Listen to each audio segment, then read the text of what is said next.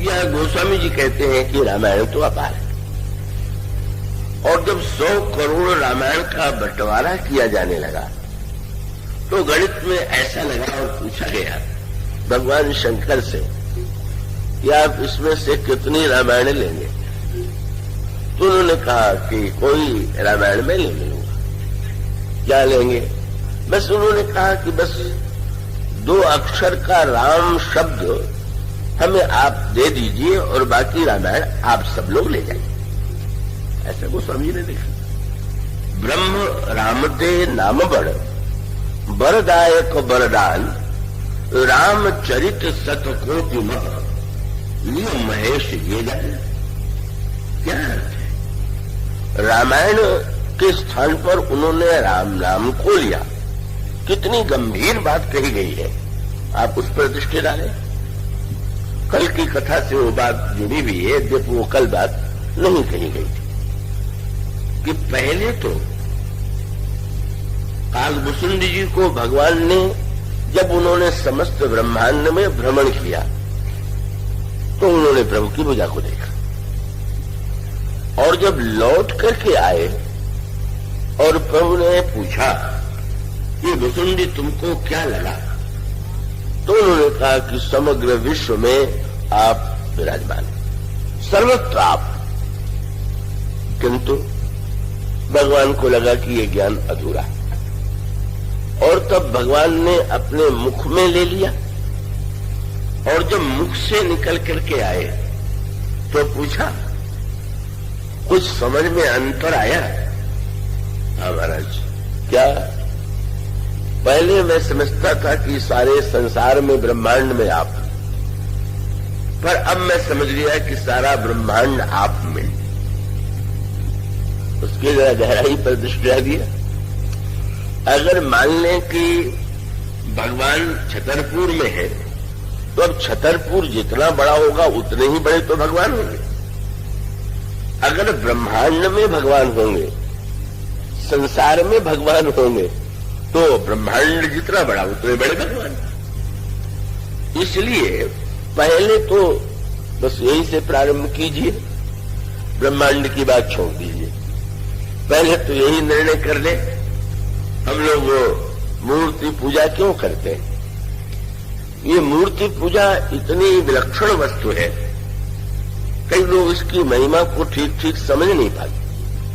कई बार लोग क्या करते हैं कि जो उच्च कोटि के व्यक्ति होते हैं और उनको मूर्ति की आवश्यकता नहीं है, वे मूर्ति पूजा नहीं करते, और जो साधारण प्रथम कक्षा वाले हैं वे मूर्ति पूजा करते हैं। ये बात बहुधा कही जाती है और लोगों को सही भी प्रतीत होती है, पर वस्तुतः आप गहराई से विचार करके देखिए। अगर ये सत्य है तो आप रामायण में पढ़ते हैं कि रावण भगवान शंकर के मूर्ति की पूजा नहीं करता था। स्वयं शंकर जी चैतन्य रूप से उसके यहाँ आते थे, और ये भी आप जानते हैं कि भगवान राम ने समुद्र पार करते हुए शंकर जी की मूर्ति की पूजा की। तो इसका अर्थ हुआ श्री राम पहली कक्षा के विद्यार्थी है और रावण जो है वो अंतिम स्थिति में पहुंचा हुआ व्यक्ति है। ये न समझ पाने के कारण ही ऐसी हास्यास्पद बातें लोग कहते हैं। मूर्ति पूजा प्रथम कक्षा भी है और कक्षाओं की भी चरम सीमा में भी वो सबसे अंतिम कक्षा भी है। और उसका तत्व क्या हुआ कि जब रावण मूर्ति पूजा नहीं करता तो क्यों नहीं करता? गोस्वामी जी ने कहा कि उसने शंकर जी से यही कहा कि महाराज जी, मैं तो राजकार्य में बड़ा व्यस्त रहता हूं, आप ही आकर के पूजा ले जाया करिए। तो बड़े कौतुकी हैं शंकर जी, चले आते थे। ब्रह्मा से उसने कह दिया कि आप वेद के सबसे बड़े ज्ञाता हैं, पर उसका सबसे बड़ा उपयोग तो मुझ जैसे महापंडित की राजसभा में ही है। आप आके वेद पाठ कर जाया करिए। शंकर जी नित्य पूजा लेने आते थे, ब्रह्मा वेद पाठ करते थे। नवग्रह की सीढ़ियों पर बड़ी विलक्षण कल्पना रावण के विषय में है कि सिंहासन पर चढ़ने के लिए तो उसने कहा कि इन सीढ़ियों की आवश्यकता नहीं है, मैं तो नवग्रह की सीढ़ी पर पैर रख के चढ़ूंगा।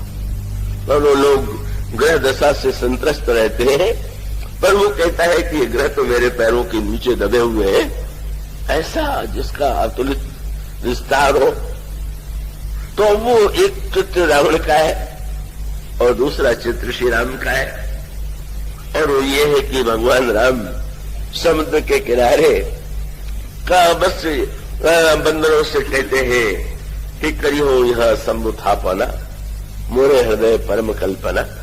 मैं चाहता हूं कि भगवान शंकर की पूजा करूं। सत्य तो ये है कि रावण न तो वेद पाठ सुनता था, न शंकर जी की पूजा करता था। उसके देवता तो अहंकार थे, वो अभिमान की पूजा करता था। और अभिमान की पूजा मैंने रावण को भी वही शायद रोग लग गया होगा जो आजकल कई बुद्धिमानों को लग गया है। ये मूर्ति पूजा तो साधारण लोगों के लिए है। अब ये सब लोग जो करते हैं, मैं भी वही मूर्ति बना के पूजा करूं तो मेरी क्या विशेषता? विशेषता उनको अपनी दिखाई देनी चाहिए। जिसकी पूजा करते हैं उसकी विशेषता का पूर्ण करें, और उसका परिणाम एक रूप है। मूर्ति पूजा का तत्व ये हुआ, आप जब मूर्ति की पूजा करते हैं तो पहली कक्षा की दृष्टि से भी ठीक है, ईश्वर सर्वव्यापी है। लेकिन ये वाक्य दोहराना तो सरल है, पर दोहराने के बाद सचमुच की अनुभूति में आना तो सरल नहीं है। तो उसका प्रारंभ मान लीजिए एक मूर्ति से कर लीजिए, ठीक है। पहली कक्षा भी उसे मान लीजिए कि जैसे पाठशाला के विद्यार्थी को पढ़ाया जाता है तो चित्र के द्वारा माध्यम से उसको पढ़ाया जाता है। आप कह सकते हैं कि मूर्ति के माध्यम से व्यक्ति की साधना प्रारंभ होगी। किंतु जब आप चरम सीमा पर पहुंचेंगे, वो तो आपने वहां से अभ्यास किया और करिए, पर करते करते आपको अंत में क्या लगेगा? अंतर यही है कि जब भगवान राम से पूछा गया कि मेरा शंकर जी तो बिना निमंत्रण के ही आपके यहाँ जन्म होता है तो पहुंच जाते हैं, और वो अयोध्या की गलियों में घूम करके आनंद लेते, विवाह हुआ तो अपने आप आकर के विवाह और घोड़े पर बैठे हुए दूल्हे के रूप में आपको देख करके गए। जब शंकर जी निरंतर आपकी लीला में सम्मिलित होने के लिए व्यग्र रहते, तो क्यों न हम जाकर के शंकर जी को निमंत्रण दे आवे कि चलिए समुद्र के किनारे प्रभु आपकी पूजा करेंगे। प्रभु ने जो उत्तर दिया वही मूर्ति पूजा का अंतिम तत्व। और उन्होंने ये कहा कि अगर मैं ये मानता होता कि भगवान शंकर एक देशी है तो मैं उन्हें बुलाता, पर मैं जानता हूं कि जब वो सर्वव्यापी है तो जहां मैं उनकी पूजा करूंगा उनकी ही पूजा होगी। तो एक बार माना आपने और दूसरी बार जाना। प्रारंभ में मूर्ति पूजा की जाती है मान करके और अंत होता है जान करके। पहले आपने माना कि मूर्ति में भगवान, और अंत में आपने सचमुच जान लिया कि भगवान तो जो चेतन दिखाई दे रहा है उसमें ही नहीं, जो जड़ प्रतीत हो रहा है वहां पर भी साक्षात विराजमान है। इसलिए वस्तुतः रावण अज्ञानी है, तो वो नाम तो लेता है शंकर जी का, पर वो केवल अभिमानी है और वो भगवान शिव की सर्वव्यापकता के तत्व का जीवन में अनुभव नहीं करता। भगवान राम और श्री सीता जी दोनों ने आपने ध्यान दिया। पहली कक्षा में मान लीजिए सीता जी भी जब जाती है पुष्प वाटिका में तो मूर्ति पूजा ही करती, तो हमारे तो दोनों आराध्य जो है वो मूर्ति की ही पूजा करते। श्री किशोरी जी पूजन करती है पार्वती जी की मूर्ति का, भगवान राम पूजन करते हैं शंकर जी की मूर्ति का, तो उसका दोनों का तत्व एक है। पर भगवान शंकर से जब पार्वती जी ने पूछा कि बड़ा आश्चर्य है, भगवान श्री राम ने आपको बुला करके पूजन किया होता तो आप तो बड़ी प्रसन्नता से जाते, आप क्यों नहीं, आपको बुलाया क्यों नहीं? तो शंकर जी ने हंस करके दूसरा उत्तर दिया, भगवान राम ने ये कहा कि शिव तो सर्वव्यापी है, इसलिए हम ये मान करके कि वो कैलाश में रहते हैं, मैं उन्हें बुलाऊं तब पूजा पूरी होगी, इसकी आवश्यकता नहीं। पर शंकर जी ने हंस करके कहा कि पार्वती, अरे और बेचारे तो रावण जैसे भी पुजारी हैं जो मुझ में मुझको नहीं देख पाते, पर हमारे प्रभु श्री राम तो ऐसे हैं कि जिस पत्थर को छू देंगे वही शिव हो जाएगा, इसलिए उनको अगर बुलाने की कोई अपेक्षा नहीं। उसका तात्विक अभिप्राय यह है कि ब्रह्म जो है वो है तो सर्वव्यापी, पर उसको हम प्रारंभ करते हैं वहां से और अंत भी वहीं से। मूर्ति पूजा का प्रारंभ कहां से होता है? वही गोस्वामी जी ने कहा, किशोरी जी गई और जाने के पश्चात तो गोस्वामी जी कहते मज्जन करी सर सखिन समेता गई मुदित मन गौरी निकेता। और उसके पश्चात पूजा कीन अधिक अनुरागा निज अनुरूप सुभग बर मांगा। बड़े विधि से उन्होंने देवी पार्वती की मूर्ति की पूजा किया, वरदान मांगा। ये पूजा का प्रारंभ है, पर पूजा का अंत कहां है? यही पाठ यहां से प्रारंभ कीजिए। किंतु जब आप बोल रहे और मूर्ति नहीं बोल रही तो वो माना हुआ सत्य है, और जब वो सत्य चाहे पराकाष्ठा पर पहुंच जाएगा, बस अंतर पर ध्यान दीजिए। श्री किशोरी जी ने पार्वती जी का पहले भी पूजन किया और श्री राम को देखने के बाद भी पूजन किया, पर एक अंतर पड़ गया ना। और अंतर यही था कि जब दूसरी बार श्री किशोरी जी ने पूजा किया, पहली बार पूजा किया तो मूर्ति रही, कोई उस पर स्पंदन नहीं दिखाई पड़ा, कोई व्यवहार नहीं दिखाई पड़ा, परंतु में लिखा हो यही तो आप पाते, यही भवानी भवन बहोरी बंदी चरण बोली कर जोड़ी, जय जय गिरिवरराज किशोरी, जय महेश मुखचंद चकोरी, जय गजबदन खड़ानन माता, जगत जननी दामिनी दुति गाता। और अंत कहां हुआ? बोले वो जो जड़ प्रतीत हो रहा था वो केवल चेतन प्रतीत ही नहीं, सचमुच चेतन हो गया। खसी माल मूर्ति मुस्कानी सादर सिय प्रसाद सिर धरे वो, और बोली गौरी हर्ष ये बारे में बस समझ लीजिए। जब आप पूजा करें तो आप बोलिए, और जब मूर्ति बोलने लगे तो दो और बातचीत होने लगी। पहले हम कह रहे हैं, उधर से उत्तर नहीं आ रहा है, फिर किए जाइए। कब होगा किसी दिन जब वो श्री किशोरी जी के लिए तो तत्काल ही हो गया, कुछ क्षणों के बाद ही हो गया, और उसका वास्तविक तत्व ये है फिर वही सूत्र कि भगवान ने भुसुंडी को अनुभव कराया, ब्रह्मांड मैं हूं ये तो अधूरा सत्य है। एक तुमने पहले ये माना कि महाराज दशरथ के आंगन में जो श्री राम है वो मेरे ईश्वर है, फिर तुमने माना कि संसार जितना है उसमें हमारे राम ईश्वर है, पर सत्य ये है कि संसार में मैं नहीं, बल्कि मैं ही सारा संसार जो है वो मुझ में ही है। इसीलिए वर्णन किया गया, पूछा गया कि भगवान में संसार कितना है, तो यही शब्द आपको मिलेगा उपनिषदों में, एकांशेन स्थितम जगत। उस अनंत के इतने नन्हे से भाग में ये अनंत अंत ब्रह्मांड है। जब आप ये पढ़ते हैं कि श्री राम के उदर में करोड़ करोड़ ब्रह्मांड है और रोम रोम प्रतिरागे कोटि कोटि ब्रह्मांड, तो भला सोचिए ये ब्रह्मांड कितना छोटा। मानो वो कथा ध्यान में आती है कि श्याम सुंदर ने जब एक दिन मिट्टी खा ली तो बच्चे रूठे हुए थे, जाके यशोदा मैया से उलाहना दे दिया, इन्होंने मिट्टी खाई। मां को बड़ा बुरा लगा, बालक और मिट्टी खाए तो कितना अनिष्ट होगा, क्या रोग होगा। और ये कहा कि तुमने मिट्टी खाई, तो कहले मां मैंने तो मिट्टी नहीं खाई, ये सारे तुम्हारे मित्र कह रहे हैं कि तुमने खाई, इतने गवाह हैं।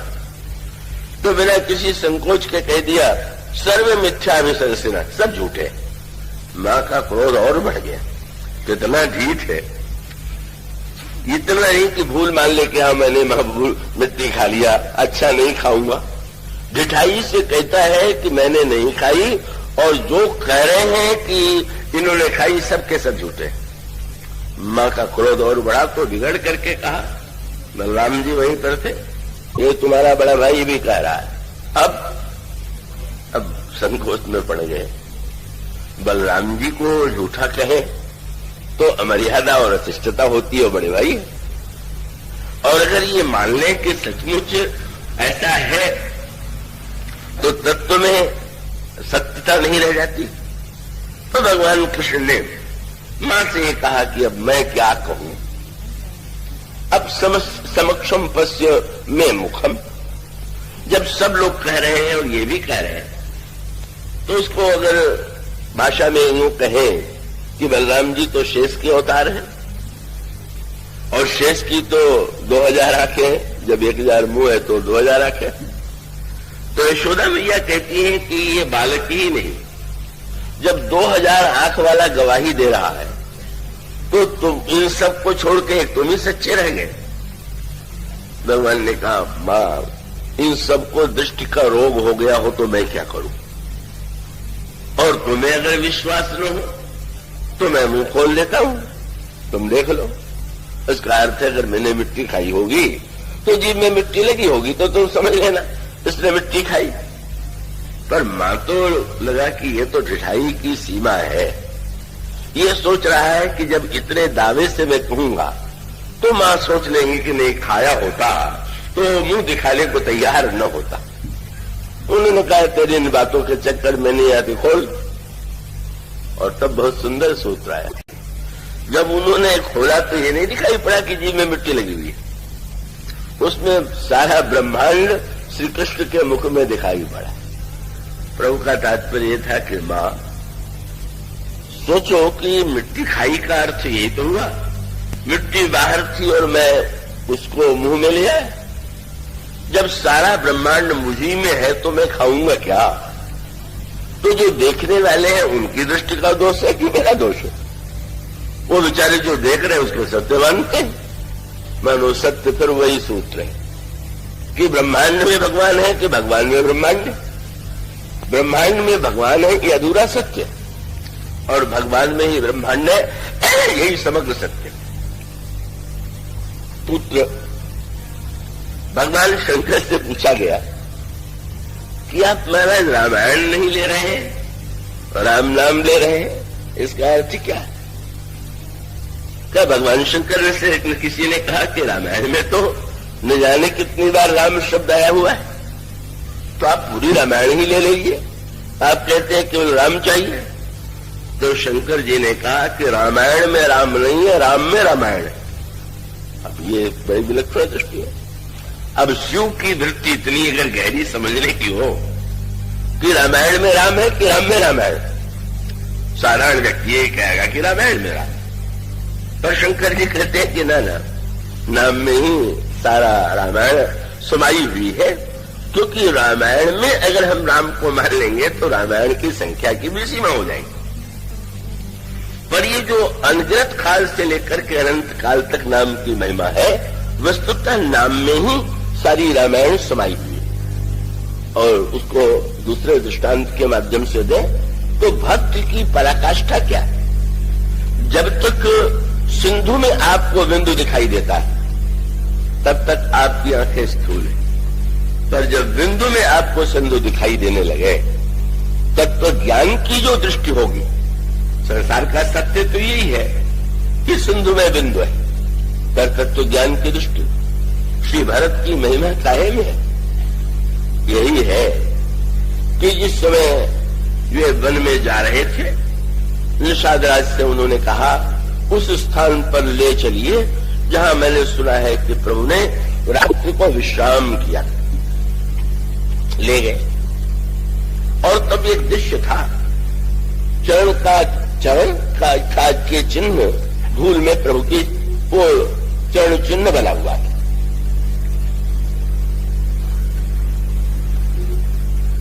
और साथ साथ बगल में ही सोने के कुछ टुकड़े पड़े हुए थे। श्री भरत जी ने क्या किया, चरण की उस चरण चिन्ह में से भी एक रेखा की धूल को उन्होंने आंख में लगा लिया। अब आप यूं सोचें कि अगर ऐसा दृश्य हमारे आपके सामने हो तो हम उसे स्वीकार भी करेंगे, तो ये मान करके करेंगे कि ये प्रभु का प्रसाद है, क्योंकि चरण की धूल ये है।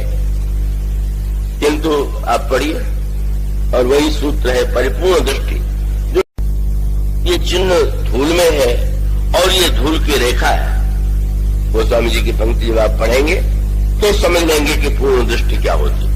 तो यही कहते हैं रज सिर धरी ही नयननी लामही और रघुबर मिलन सरी से सुख पावे, साक्षात श्री राम। अभी कौन गणितज्ञ मानेगा? वो तो कहेगा भाई शरीर का एक अंग और उस अंग में भी, पर उसका तात्विक पक्ष ये है कि जो ससीम वस्तु होती है उसमें अंश होता है, पर जो असीम है, जो पूर्ण है, उस पूर्ण का तो सब कुछ पूर्ण है, क्योंकि उसके टुकड़े हो ही नहीं सकते हैं। जो असीम होगा वो सर्वदा ससीम दिखाई देने पर भी वो वस्तुतः असीम है। जब ससीम में असीम आपको दिखाई देने लगे, जैसा श्री भरत और सोने के टुकड़े पड़े हुए थे, वो सोने के टुकड़े कौन से थे? सीता जी के आभूषणों का टुकड़ा, छोटा छोटा जो पहने हुए थी, उसमें कुछ टुकड़े गिरे हुए थे। श्री भरत जी ने उस टुकड़े को लेकर के सिर पर धारण कर लिया, जटा में उसको छिपा लिया। आप कहेंगे ठीक है, प्रसाद मान करके सिर पर धारण कर लिया, पर गोस्वामी जी तो ऐसा नहीं मानते। गोस्वामी जी का शब्द तो यही है, कनक बिंदु दुई चारिक देखे और राखे शीस सीय समले। साक्षात सीता जी वही बिंदु में संजू।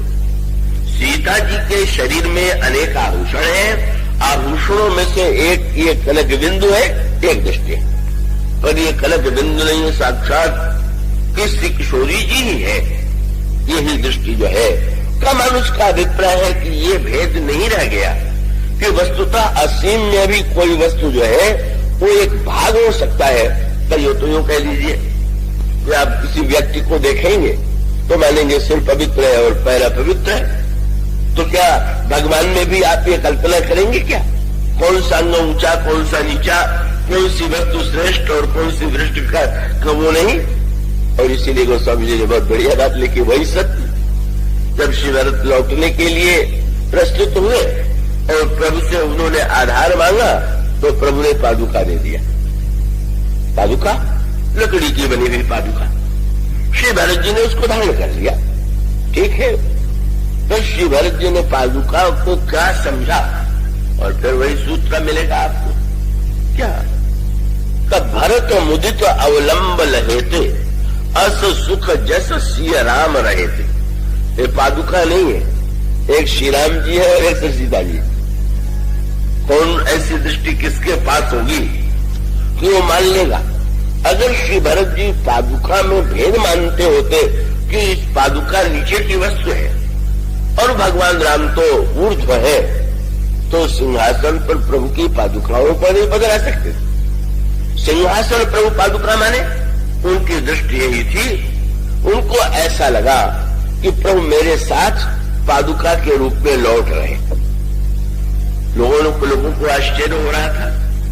श्री भरत आए थे प्रभु श्री सीता जी को लौटाने और खाली हाथ लौट रहे, पर प्रभु ने श्री भरत के कान में कह दिया कि मैं छिप करके तुम्हारे साथ पादुका के वेश में लौट रहा हूं। अब वैसे लौट जाऊं तो शायद लोग मर्यादा के विरुद्ध माने, पर तुम आओ लेने और मैं न लौटूं, ये कैसे हो सकता है? इसलिए मानो श्री भरत के साथ प्रभु ही और सीता जी लौट आए।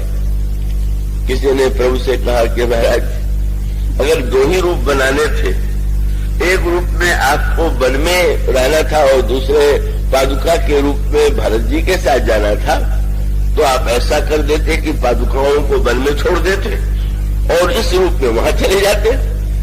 प्रभु ने हंस करके कहा, मुझको देखने वाले भी बहुत कम है। पादुका में मुझे देखने की आंखें तो भरत के ही पास है। मैं अगर यहाँ पादुकाओं को छोड़ जाऊं, मैं यहाँ हूं फिर भी मुझे नहीं पहचानने वाले, और पादुका में भी जो मुझे पहचान लेता है वह तो भरत के पास ही दृष्टि है। मानो पादुका भी श्री राम, कनक बिंदु भी श्री राम, धूल भी श्री राम। कर कह सकते हैं कि कम से कम श्री राम ने छुआ तो होगा पादुका को। तो गोस्वामी जी कहते हैं भरत जी प्रणाम करते हैं, और जिसने कह दिया कि प्रभु को मैंने देखा, उनको श्री भरत जी को क्या लगता है? ते जन मनो राम समले। श्री राम तो है ही है, उनका अंग नहीं, उनके अंग की वस्तु नहीं, सब कुछ सर्वत्र श्री राम को देख लेना, यही है वो परिपूर्ण दृष्टि जो भक्त को ऐसी दृष्टि प्राप्त हो जाती है। और उसका अर्थ यही है, वो महाराज श्री जनक के पास के दूत जब महाराज दशरथ के पास गए तो महाराज श्री दशरथ प्रश्न पूछने लगे और पूछ दिया, क्या आप लोगों ने मेरे पुत्रों को देखा है? फिर एक शब्द जोड़ दिया, क्या अपनी आंखों से देखा है? फिर एक शब्द जोड़ दिया, क्या अच्छी तरह से देखा है? दूत मुस्कुराने लगे और फिर उन्होंने कहा, महाराज अपनी आंखों से देखा है, अच्छी तरह से देखा है। कैसे हम मान लें कि देखा है? और तो जो प्रमाण दिया वही उनको देखने की सच्ची दृष्टि है। उन्होंने कहा, महाराज आपके पुत्रों को जब से देखा है तब से दिखाई देने बंद हो गया है। देव देख तो बालक दो, और अब न आंख तर आवत को। दो ही दृष्टि है, या तो ये प्रभु को देखने के बाद कुछ न दिखाई दे, और या जो कुछ है उसमें वही दिखाई दे। यही दो दृष्टियां, दोनों दृष्टि में से एक दृष्टि पा लीजिए। प्रभु को देख लिया, कुछ देखना ही नहीं शेष है तो भी ठीक है, और आंखें खुली हैं पर जो कुछ है वो हमारे प्रभु ही है। यह जो परिपूर्ण दृष्टि है तत्वमयी, यही भगवान शिव की दृष्टि है। जब वो राम नाम, बात यह है ना, हम लोगों को वो शुद्ध तत्व ग्रहण करने के लिए बड़ी चेष्टा की है महापुरुषों ने। जैसे भोजन को स्वादिष्ट बनाने के लिए मसाला आदि का प्रयोग किया जाता है, उसका उद्देश्य है कि चलो इस बहाने वस्तु भीतर चली जाए। इसी प्रकार से ये जो राम नाम है उसमें सबको स्वाद नहीं आ सकता। राम नाम को स्वादिष्ट बनाने के लिए बहुत से उपाय करने पड़ते हैं और करने चाहिए। उसका अभिप्राय यह है कि जब नवरस के माध्यम से रामायण लिखी जाए तो आनंद आता है। कहीं श्रृंगार है, कहीं हास्य है, कहीं का भयानक है, रुद्र है, पर याद रखिएगा अंतिम स्थिति तब होगी जब तक भोजन में सदरस की याद है और साहित्य में नवरस की याद है, उसका आनंद तो बहुत, पर नवरस और छह रस के बाद न नौ रह जाए न छह रह जाए, तो एक रस रह जाए और जिसका नाम राम रस है। जो में राम लागते मीठे तो सट रस नव रस अनरस सब हो जाते अति सीठे। बस ये स्थिति आ जाए। कौन सा रस? अब राम शब्द आप बोलते हैं, तो राम शब्द बोलते हैं तो उसमें क्या है? उसको कौन से रस में माने? श्रृंगार में माने कि रुद्र में माने कि भयानक में माने? साहित्य के नौरस में से किस रस में माने? और उसका अर्थ ये है कि इन रसों की अंतिम परिणति ये है कि जब सब रस समाप्त हो गए और अंत में एकमात्र एक राम रस पूछा जाए भक्त से, तो भक्त से पूछा गया, कब आता है चैतन्य महाप्रभु की जीवनी में? बड़े भारी विद्वान थे व्याकरण और न्याय शास्त्र के, और बड़े चंचल स्वभाव के, और विद्वानों को चुनौती देकर के शास्त्रार्थ करते ही रहते थे। गया जी गए, वहां भगवान के विष्णु पद का दर्शन करके ऐसे भक्त रस में डूबे कि वो लौट आए। बहुत दिन बाद आए तो विद्यार्थी गए, गुरुजी आए, गुरुजी आए, और जब गुरुजी से उन्होंने प्रश्न किया कोई शब्द व्याकरण का लेकर के कि इस शब्द का क्या धातु है, क्या प्रत्यय है, ये शब्द कैसे सिद्ध होता है, व्याकरण की परिपाटी, तो उन्होंने कहा धातु भी कृष्ण है, प्रत्यय भी कृष्ण है, सिद्ध भी कृष्ण है। सो विद्यार्थियों ने सिर पीट लिया, गुरुजी को पागल होकर लौटे। सचमुच, अब सचमुच आप कहीं इस तरह का लिख दें किसी परीक्षा क्रम में तो अनुत्तीर्ण होने के सिवाय और क्या मिलेगा। तो वो एक स्थिति ऐसी आती है कि जब उनको लगता है ये कुछ नहीं है, रात प्रत्यय जो कुछ है वह कृष्ण उनके उपास्य थे, चाहे वो श्री राम कह लीजिए चाहे श्री कृष्ण कह लीजिए। उस स्थिति में अंत में विद्यार्थियों ने कहा कि भाई गुरु जी से तो छुट्टी ले लेना अच्छा है। तो उसका अर्थ है कि वो स्थिति एक क्षण में तो नहीं आ जाती, पर वो अंत में स्थिति। अब कितना जब आप नौ रस के द्वारा पढ़ते हैं तो आपको आकर्षण होता है, इस आकर्षण से भी आइए। नाम के लिए का कितना सुंदर वाद्य, कितने वाद्य के द्वारा संकीर्तन होता है तो और आनंद बढ़ जाता है। पर एक दिन अगर ऐसी स्थिति आ जाए कि भाई वो मधुरता राम शब्द में ही ऐसी आ जाए कि किसी भी अन्य, आप लोग छोड़ मत दीजिएगा हारमोनियम, ये तो नित्य मैं ही सुनता हूं, मेरे कमरे में आके बात आके सुनाते हैं। सुनिए सुनिए, उसका अर्थ ये है, अब रामायण की कथा तो आपको सुनाई ही जा रही है, उसमें नौरस का भी परिचय आपको मिलता है, संगीत में भी। तो संगीत के माध्यम से हम उस रस का आस्वादन कर रहे हैं, पर अंतिम कसौटी तो बड़ी कठिन होगी। गोस्वामी जी ने जो अपना चुना कथावाचक, आजकल कथावाचक लोगों को उपनाम रखने की का बड़ा एक अभ्यास है। आपने देखा होगा सम्मेलन होते हैं हमारे मोटे हनुमान जी भी अच्छे हैं, मोटे भी हैं, छोटे भी हैं, बड़े भी हैं, छोटे सब वही तो है, तो अच्छा ही है। मोटे हनुमान जी के यहाँ सम्मेलन होता है, तो ये जो सम्मेलन होता है उसमें वक्ता आते होंगे तो आपने देखा होगा कि उनके साथ कोई न कोई उपनाम होता है। कोई हंस है, कोई मानुष कोकिल होता होगा, सबके सब आपके पास आते होंगे। तो उससे पूछा गया कि आपके रामायण का वक्ता कौन है।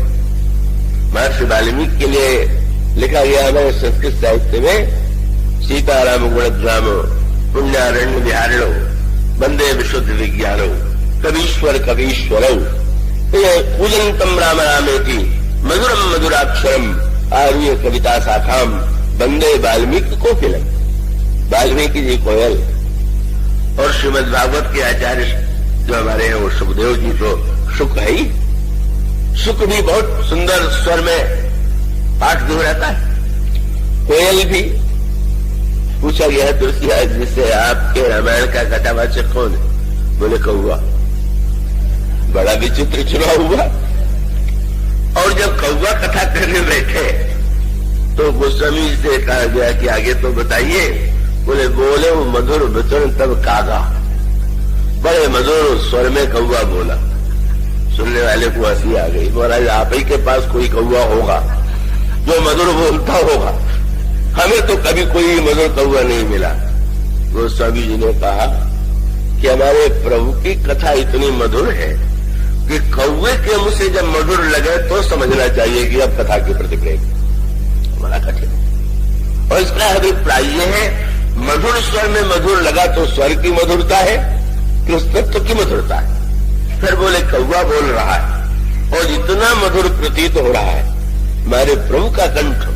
और उसका अभिप्राय है कि अंत में ऐसा लगने लगता है कि जैसे एक स्थिति ऐसी आ जाती है कि जब वो दो अक्षर में ही सब कुछ दिखाई देता है, और वो दो अक्षर में सब प्रतीत होना वो सबके लिए संभव नहीं, वो इतना सरल नहीं है।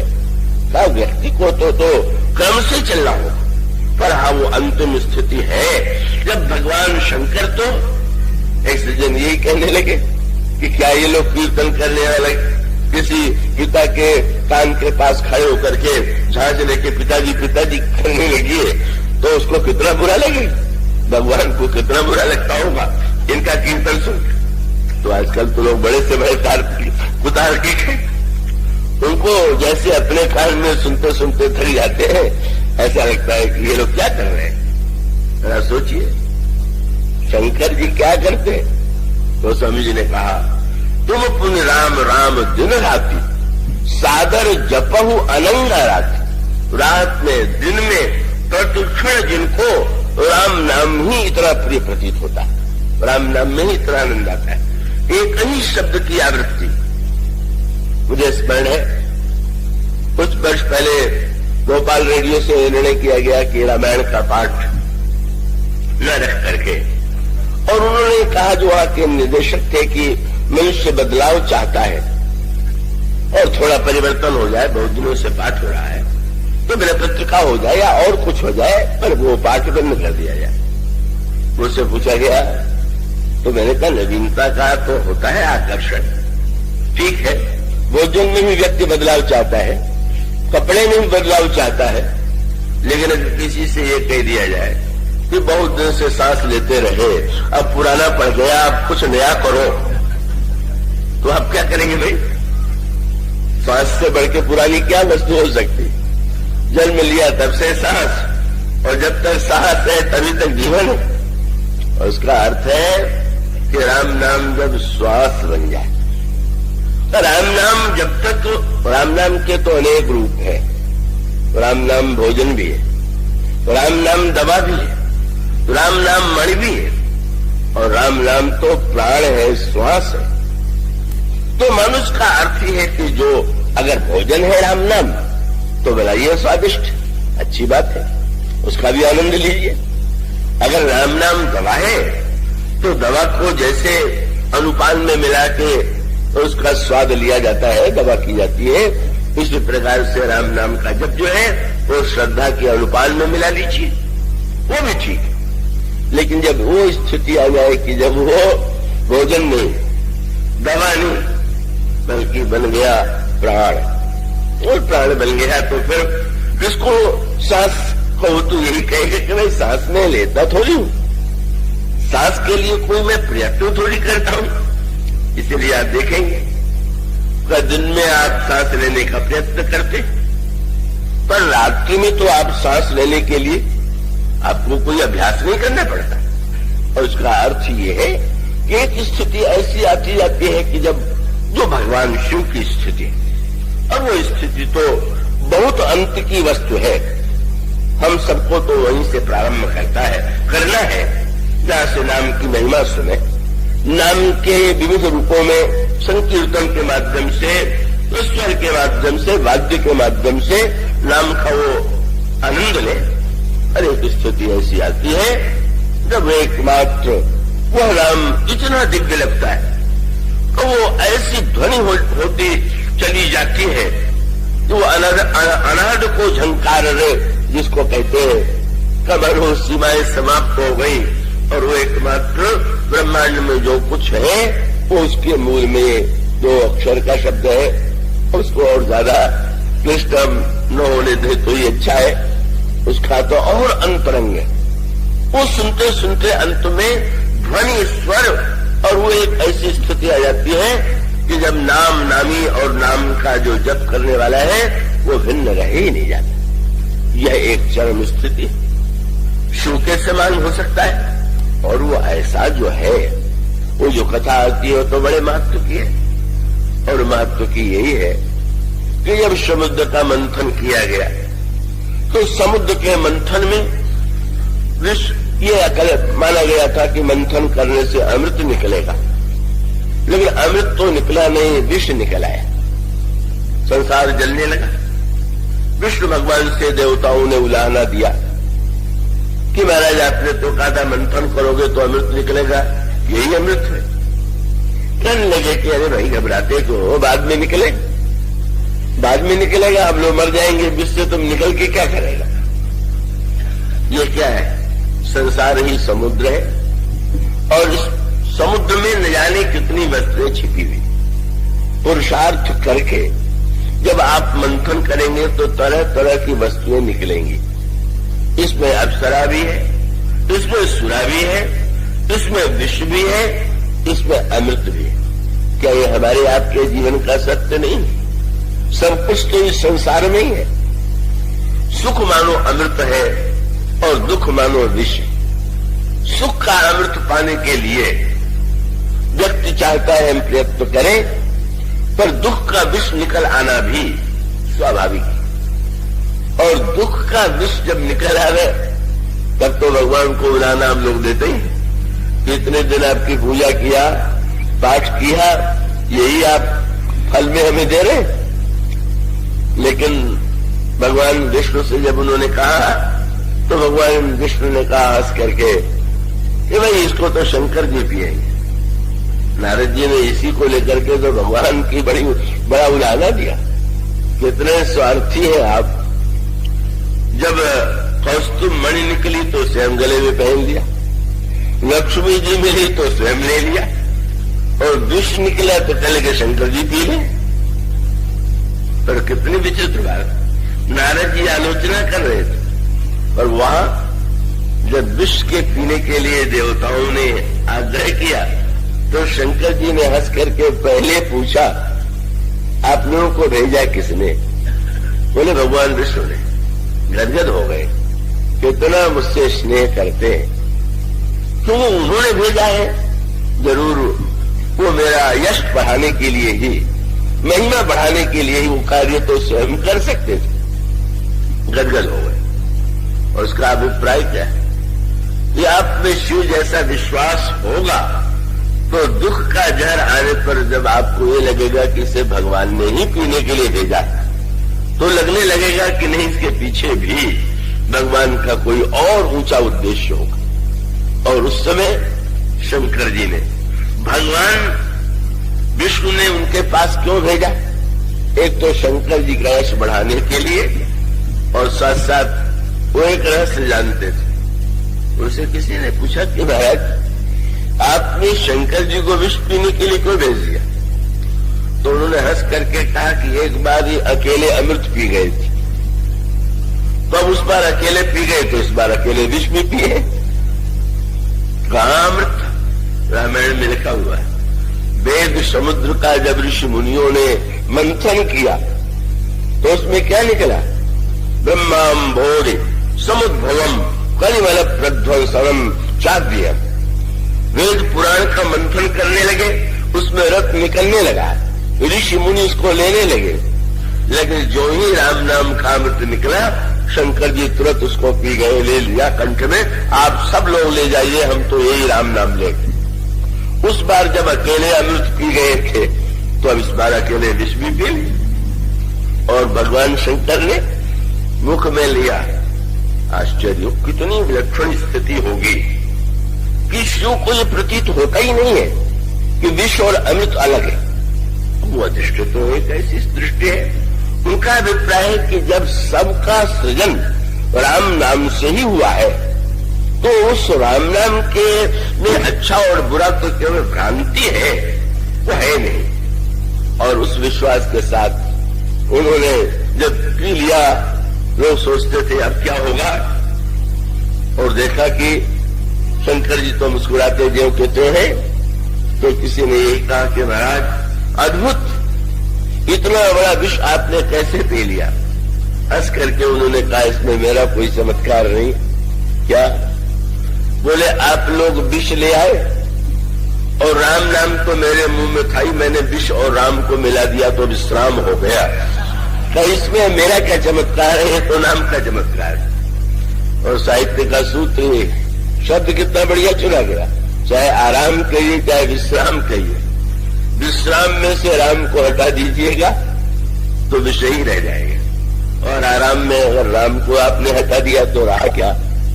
फिर करके बुलाते रहिए, सब बुला रहे हैं, सुख को पड़ा नहीं रहा। ऐसा जो दिव्य, जहां विश्व भी अमृत हो गया, वो मानो एक चरम स्थिति, वो स्थिति तो अंतिम स्थिति है, और वो तो अद्वितीय स्थिति। और दूसरा उतना सरल, वो बात तो सुन करके हम आनंद से उसको हृदय में नमन करें। फिर गोस्वामी जी से किसी ने कहा कि महाराज इतना विश्वास नहीं जीवन में, इतना तत्व ज्ञान नहीं, तो उन्होंने यही कहा, अरे राम बिहाई मरा जपते बिगरी सुगरी बिगरी सुधरी कली कोकिल होकी। अरे देखो तो, जो सीधे राम नाम नहीं ले सकता था, अरे उल्टा नाम। और उसका अभिप्राय ये कि नन्हा सा बालक अगर मां से रोटी मांगे और रोटी के स्थान पर टोटी कहे, तो मां व्याख्या थोड़ी करेगी कि टोटी क्या होती, वो तो अर्थ ले लेगी कि अरे तो रोटी चाहता है। इसी प्रकार से कहत नसाई कोई ही नहीं की रीझत राम जान जन दीजिए की। कहने में अशुद्ध हो जाए पर हृदय में भाव है तो प्रभु प्रसन्न हो जाते हैं। बस ये मान लीजिए कि वाल्मीकि ने जैसे बच्चे उल्टा पलटा जैसा भी बोलते हैं उसको तो वहां हंस करके उसी रूप में स्वीकार कर लेती है। इसी प्रकार से जाने दीजिए भगवान शिव का वो तत्व ज्ञान, जाने दीजिए गणेश जी की वो दिव्य अक्षर तत्व का बोध। और अगर राम नाम को हम सचमुच जैसे बालक माँ को इस भाषा में भी पुकारता है उस रूप में हमें अनुभव होने लगे कि ये नाम तो हमारी माँ है और इन नाम को हम पुकार रहे हैं, तो चाहे उल्टा पुकारिए चाहे सीधा पुकारिए। तो सभी से किसी ने पूछा उल्टा में कैसे लाभ हो जाएगा? पहले उन्होंने कहा भाई तुलसी अपने राम को रीजी भजो चाहे खींची। अरे खेत तो पड़े पे जामी है, उल्टो सीधो भी। खेत में क्या बीज को सर्वदा देख देख के एक एक डाला जाएगा? डाले जाओ। तो भैया तो नाम की महिमा अनंत है।